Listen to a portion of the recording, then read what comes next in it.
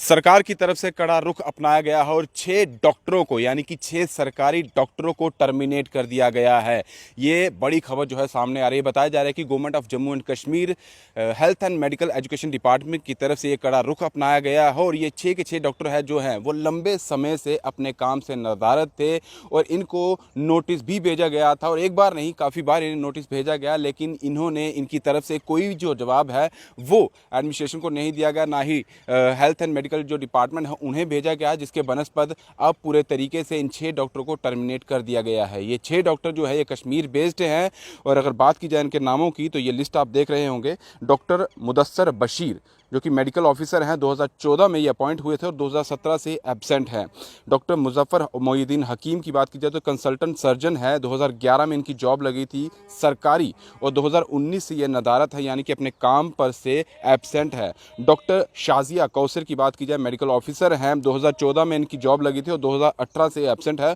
और ये बाकी नाम भी आप देख सकते हैं जो मेडिकल ऑफिसर हैं, लेकिन लंबे समय से ये अपने काम से नदारत हैं यानी अपने काम पर नहीं आ रहे थे और इनको नोटिस जो है वो भी भेजा गया था और नोटिस का इनकी तरफ से कोई जवाब नहीं आया, जिसके बनस्पत अब ये रिजल्ट निकला कि डिपार्टमेंट को इन्हें टर्मिनेट करना पड़ा है। एक बात और बता दें, क्योंकि 11 और डॉक्टर जो थे वो रडार पर थे, उनकी भी तरफ यानी कि उनको भी टर्मिनेट करने का ऑर्डर आ सकता था, लेकिन जो नोटिस भेजा गया था कहीं ना कहीं उन डॉक्टर्स की तरफ से कोई जवाब जो है वो वापस आया है और साफ तौर पर डिपार्टमेंट ने ये कहा है कि जो भी 11 डॉक्टर हैं यानी कि 6 को तो टर्मिनेट कर दिया गया है, जो बाकी डॉक्टर्स हैं 11 जो आप नाम देख सकते हैं, ये लिस्ट में जो नाम है उन डॉक्टरों को तभी जो है वापस बुलाया जाएगा यानी कि वापस जो रिज्यूम वो अपनी सर्विसेज जो है वो कर सकते हैं, लेकिन उससे पहले एक तो उन्हें बॉन्ड साइन करना पड़ेगा। बॉन्ड में ये कहा गया है कि कम से कम 5 साल तक आपको जम्मू कश्मीर में अपनी सर्विसेज देनी होगी और साथ ही एक अंडरटेकिंग जो है वो उन्हें देना होगा और उस अंडरटेकिंग में लिखना होगा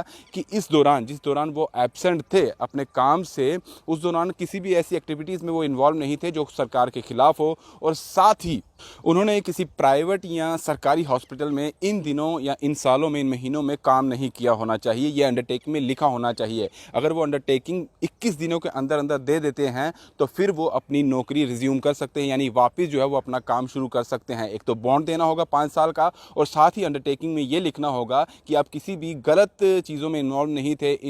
इस टाइम में जब आप एब्सेंट थे, सरकार के खिलाफ आपने कोई ऐसी कोई चीज़ नहीं कही है और साथ ही उस अंडरटेकिंग में लिखना होगा कि आपने कोई सरकारी हॉस्पिटल की बात की जाए तो वहाँ पर कोई जॉब नहीं की है यहीं और साथ ही प्राइवेट हॉस्पिटल में भी आपने कोई जॉब नहीं की हो, तो ये चीज़ें आपको लिखनी होगी। उसके बाद ही आप अपनी नौकरी रिज्यूम कर सकते हैं। लेकिन साफ तौर पर सरकार की तरफ से ये हिदायत पहले ही दी गई थी कि कोई भी अगर अपना काम सही समय पर नहीं करेगा तो उन पर भी गाज गिरेगी। जो लोगों को बार बार कहीं ना कहीं हरास करने की बात की जाती थी कि बहुत सारे लोगों की शिकायतें आती थी कि हम जब भी गवर्नमेंट इंस्टीट्यूशन में जाते हैं, गवर्नमेंट डिपार्टमेंट में जाते हैं तो जो सरकारी बाबू वहाँ पर बैठे होते हैं वो कहीं ना कहीं हरास करते हैं आम जनता को और कहीं जो शिकायतें आ रही थी उसी के बेस पर उन सरकारी अफसरों पर भी एक्शन लिया जा रहा है और जो एब्सेंट रहता है बिना वजह बिना बताए तो उन पर भी एक्शन लिया जा रहा है। और साफ तौर पर आने वाले समय में अगर कोई अपने काम को लेकर सीरियस नहीं है तो सरकार ने साफ कहा हुआ है कि आप या तो काम सही तरीके से करिए या फिर आप घर जाने के लिए तैयार रहिए। फिलहाल दीजिए इजाजत। दीपक भंडारी के साथ Rahul Singh, the state sentinel के लिए नमस्कार।